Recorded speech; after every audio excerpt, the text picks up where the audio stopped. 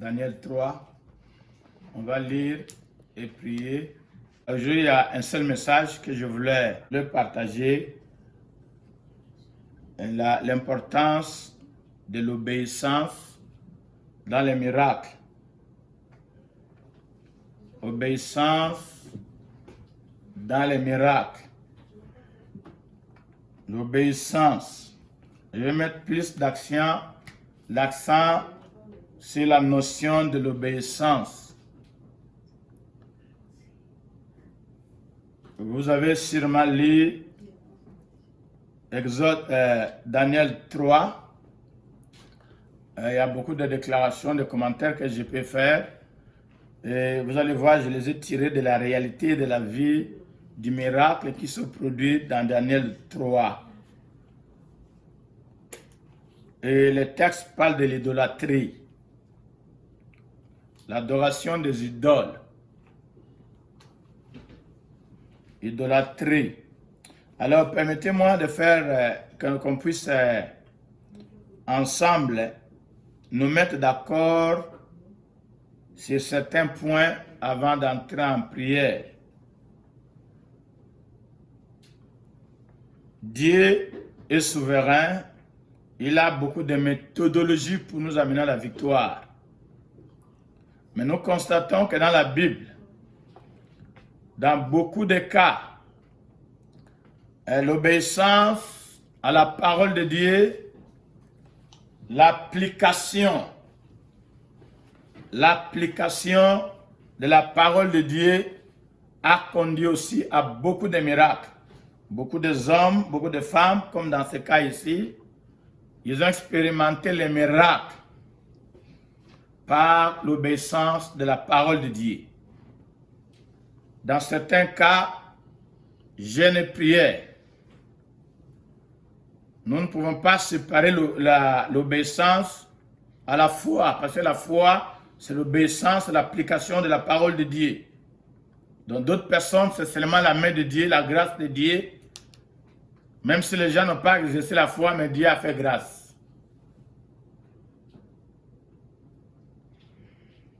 Alors, examinons un peu certaines vérités relatives à l'idolâtrie et à l'obéissance et au miracle. Donc, ce sont les choses qui se complètent.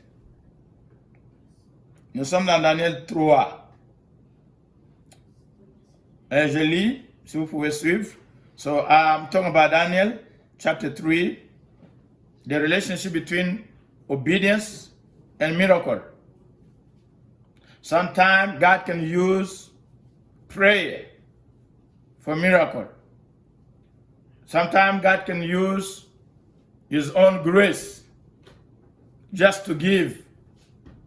You do nothing but God, grace, God just delivers you. And sometimes just faith and the application of the word of God. So today I will just focus on obedience. Obedience to the word of God can lead to miracles. Now we're trying to study Daniel chapter 3. Daniel 3. Daniel 3. Verset 1. Je vais lire juste verset 1 à 6. Le roi Nebuchadnezzar fit une statuette d'or.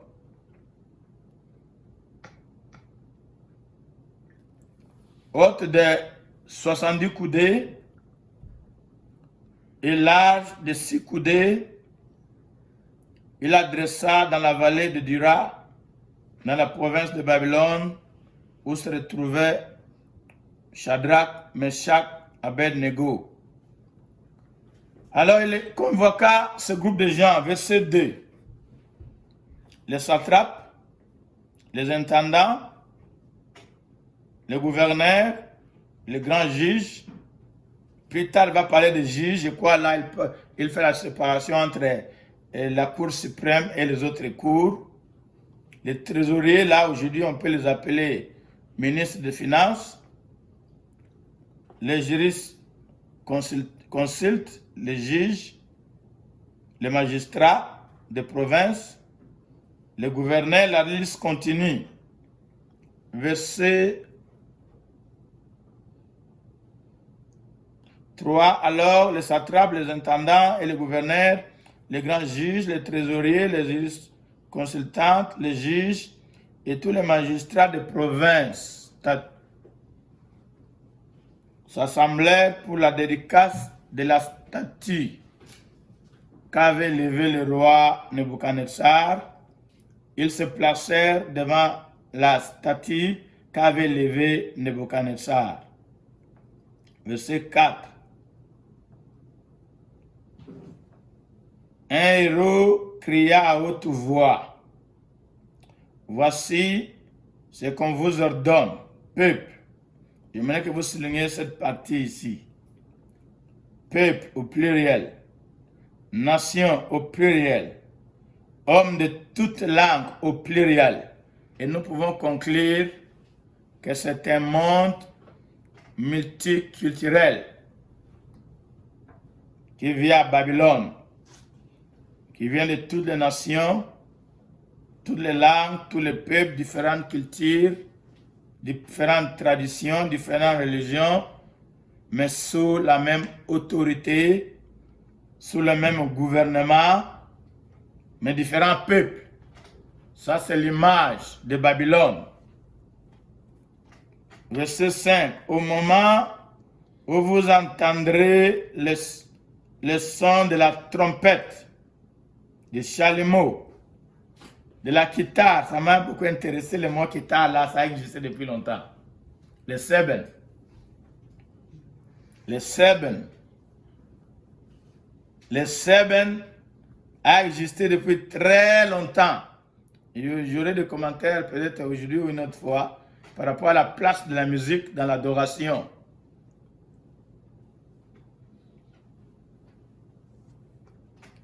Et on dit toutes sortes d'instruments de musique.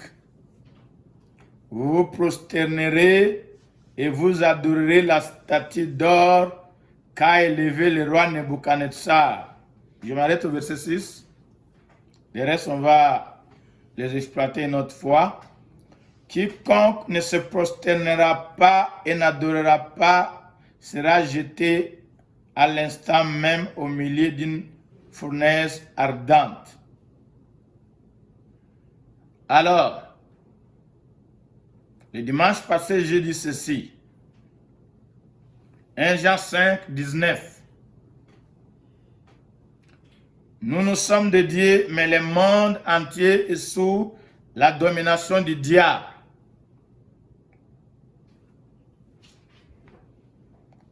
Alors, le premier élément que j'aimerais exploiter ici, c'est la tentation qu'on rencontre chez les dirigeants,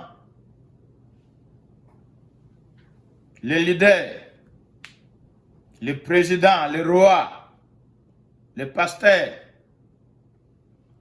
Je vais partager avec vous deux catégories de tentations. La première, c'est celle de devenir Dieu. C'est une tentation qui a commencé dans Genèse 3, verset 5. Vous ne mourrez pas. Dieu sait que le jour que vous mangerez, vous deviendrez comme des dieux. Ils étaient créés à l'image de Dieu, mais le diable, qui a cherché le titre de devenir Dieu, c'est le même message qu'il a amené à l'homme, qui a été créé à l'image de Dieu, mais il l'amène sous un autre contexte, le contexte de Dieu pour devenir indépendant de Dieu et pour faire la compétition avec Dieu. Parce que l'homme a été créé à l'image de Dieu pour être 100% dépendant de Dieu et vivre avec Dieu. Maintenant, le diable vient avec la même notion, mais cette fois-ci, être comme le Dieu qui sera en opposition. rebelle du véritable Dieu,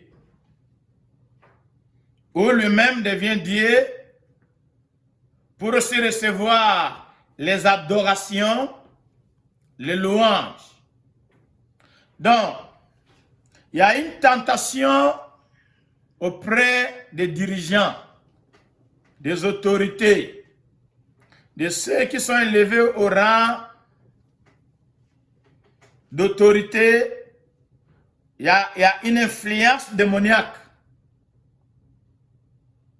Cette influence démoniaque fait que les dirigeants tombent dans les risques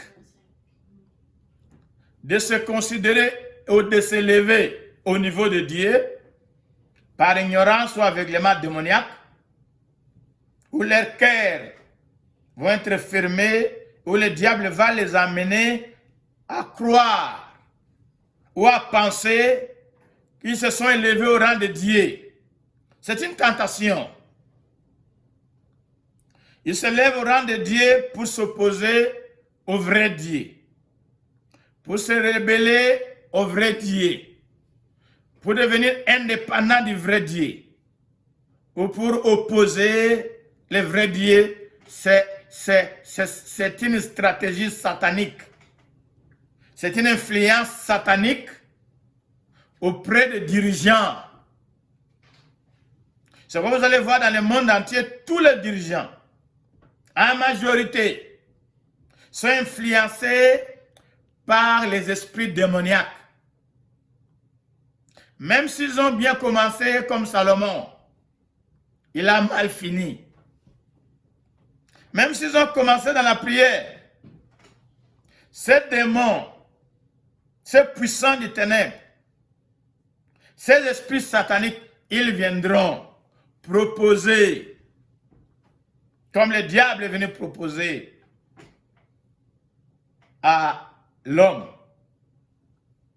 Donc, tous ceux qui sont en position d'autorité comme Nebuchadnezzar, il est arrivé à un temps où il a décidé lui-même de devenir Dieu, de fabriquer une statuette, et que tout le monde de son territoire et de son royaume doit l'adorer.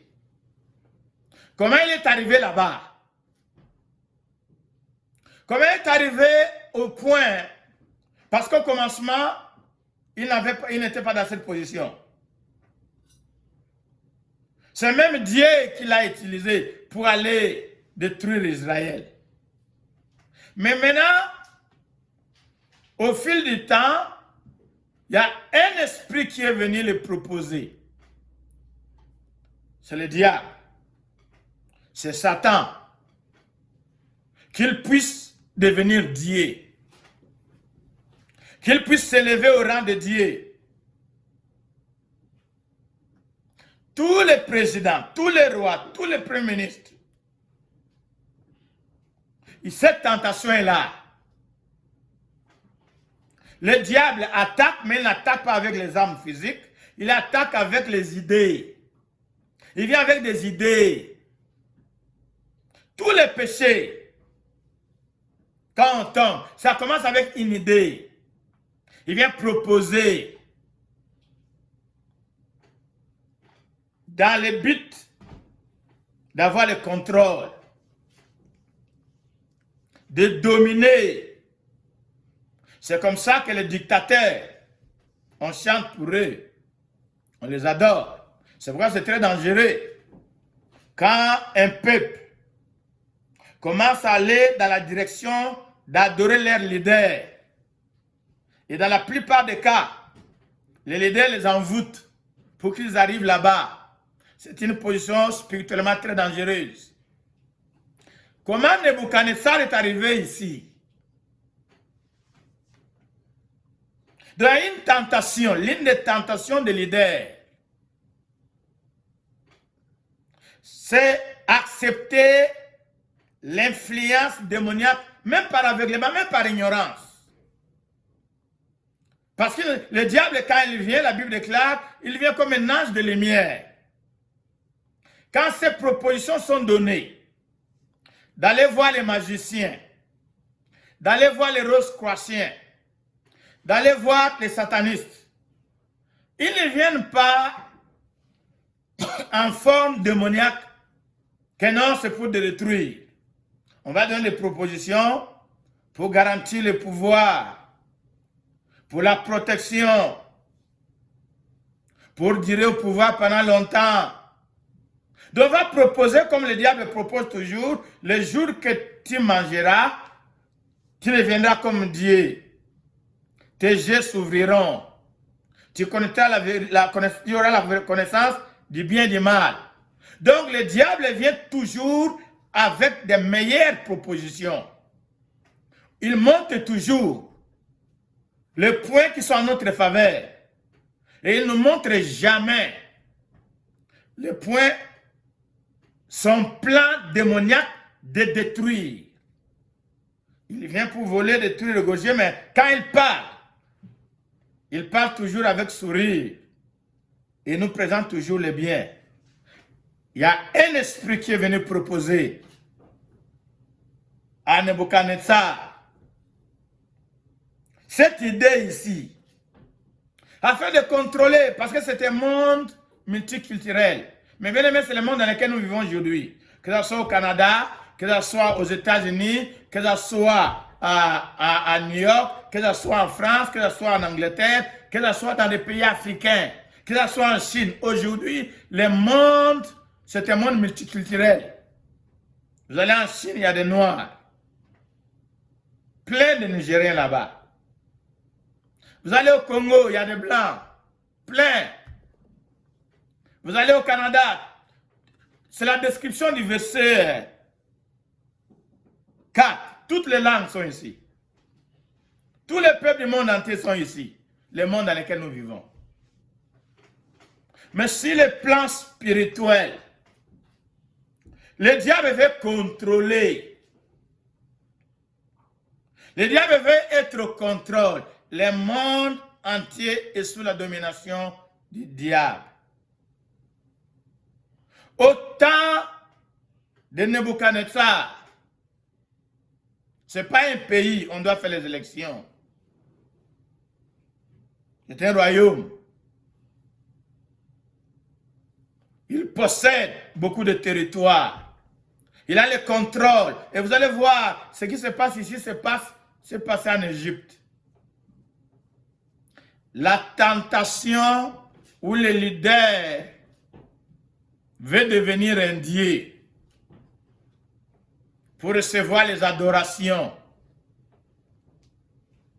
Mais il le fait d'une manière stratégique. Ça, c'est une stratégie spirituelle démoniaque pour contrôler spirituellement parlant tous les peuples dans son territoire. C'est pourquoi vous allez voir beaucoup de leaders.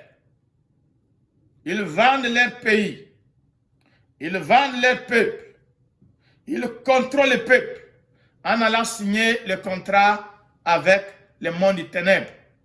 Juste pour avoir le pouvoir et contrôler. Et vous allez voir un peuple aveuglé, dominé, parce que ce sont des envoûtements démoniaques pour opprimer les peuples, pour garder les peuples dans l'ignorance, pour garder les peuples dans l'oppression. Il devient Dieu. Donc il y a une tentation pour ceux qui sont en position d'autorité. La même tentation se retrouve même dans l'Église, même au milieu des hommes et des femmes de Dieu. S'élever au niveau de Dieu, devenir comme un Dieu pour recevoir les adorations. C'est pourquoi Jésus a rassuré les apôtres que quand le Saint-Esprit viendra, il ne parlera pas de lui-même. Il parle de Jésus. C'est très dangereux que dans une église, comme nous avons au XXIe siècle, les églises sont caractérisées en termes des hommes qui conduisent ces églises. Ça, ce n'est pas l'Esprit de Dieu. Le peuple connaît plus les noms et ce que son pasteur, son leader fait que de son Dieu. On parle plus des hommes de Dieu que de Dieu lui-même. Le Saint-Esprit était venu pour glorifier et élever Jésus. C'est lui qui doit être élevé. C'est le seul nom qui doit être répandu et reconnu et enseigné et prêché et parlé. Maintenant, le langage des enfants de Dieu, vous allez voir, les discussions sont plus autour des hommes. Une tentation de s'élever. Donc, Nebuchadnezzar s'est élevé en cette dimension. Il veut devenir Dieu.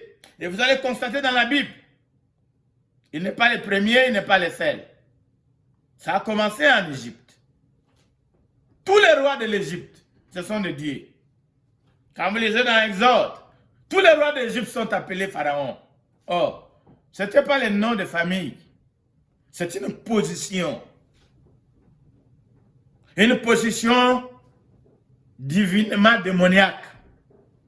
Quel que soit ton nom, quand tu prends cette position-là, c'est comme la présidence. On va t'appeler président.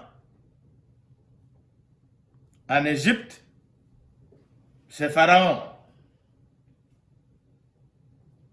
Donc Nebuchadnezzar copie des stratégies spirituelles de l'Égypte. Après Pharaon, nous avons Nebuchadnezzar qui s'établit comme Dieu. Après Nebuchadnezzar, nous avons César à Rome. À Rome, il y a un autre homme. Pendant que Jésus est sur la terre, le roi de Rome, lui aussi s'élève au niveau de Dieu. Tous les chrétiens au 1er siècle qui ne le reconnaissent pas comme roi et qui déclarent Jésus comme roi, c'est comme s'il y avait une compétition. Il devait mourir. On reviendra sur ça. Donc ça, c'est la première tentation de leader. À cause de l'exploit qu'on fait. Parce que Nebuchadnezzar a fait un exploit. Il a conquis beaucoup de territoires. La Syrie est sous son contrôle. Israël est sous son contrôle. Le Moyen-Orient, là, c'est ça qu'on parle. Sous son contrôle. Le Moyen-Orient avec l'Irak, avec la Turquie, avec l'Égypte, joue un grand rôle dans l'histoire de la Bible. La plupart des événements de l'Ancien Testament sont en train de tourner là-bas, dans cet espace. Donc Nebuchadnezzar, parce qu'il a le contrôle politique, économique, militaire, social, tout le monde doit aller là-bas, enchaîné pour aller travailler des esclaves. Maintenant, il s'élève au rang de Dieu. C'est comme certains présidents. Il est président, après, il ajoute un autre nom, il ajoute un autre nom, il ajoute un autre nom. Tout ça, c'est pour s'élever, démontrer à tout le monde que lui est au-dessus de tous. Et après introduire les adorations, on doit chanter, on doit l'adorer, on doit l'acclamer, on doit s'abaisser. Et quiconque n'obéit pas, comme le verset 5 déclare, sera jeté dans la fournaise de feu. Mais bien aimé, rien n'a changé sur la terre. Même sur le plan spirituel, les diables, tout ce qu'ils cherchent, ce sont les stratégies. Mais l'objectif est le même. Quand tu ne te soumets pas, ils te tuent. Dans tous les pays de dictateurs, quand un dictateur vient, tous les opposants, ils le tuent. Il veut que tout le monde puisse s'agenouiller. Tout le monde puisse s'abaisser, l'adorer, se soumettre. C'est pourquoi nous avons des nations où, quand tu ne te soumets pas, tu es en prison, où tu es tué. Les gens vivent par la peur, la terreur. C'est la stratégie démoniaque. Même Babylone. Ils sont en train d'appliquer les mêmes principes. Mais même les politiciens actuels, c'est comme s'ils vont dans la Bible pour copier certaines stratégies. Parce que dans la Bible, là, il y a plein de révélations. Mauvaises comme bonnes. Nebuchadnezzar veut dominer. Alors, il y a un élément spirituel où il a vu que dans son territoire, il y a un groupe de gens qui prient un autre Dieu. Le Dieu d'Israël. Qu'est-ce qu'il va faire pour détruire ces gens-là? Il va les attaquer spirituellement. Comment il va attaquer spirituellement parlant? Il n'amène pas les armes pour les détruire. Il amène des lois. Il amène ce que nous appelons des lois. Il conçut des lois. En anglais, on les appelle les policies. Ces lois en contradiction directe avec les Écritures, la parole de Dieu. C'est ça la stratégie. Et quand vous examinez aujourd'hui, les enfants de Dieu sont aveugles. On n'examine pas les choses. On ne pose pas de questions. Mais bien aimé, aujourd'hui, dans le monde actuel, beaucoup de présidents et de premiers ministres sont en train d'utiliser les mêmes stratégies. On attaque l'église, on attaque les enfants de Dieu, pas avec des fusils physiques. On les attaque avec des lois qui sont à 100% en contradiction directe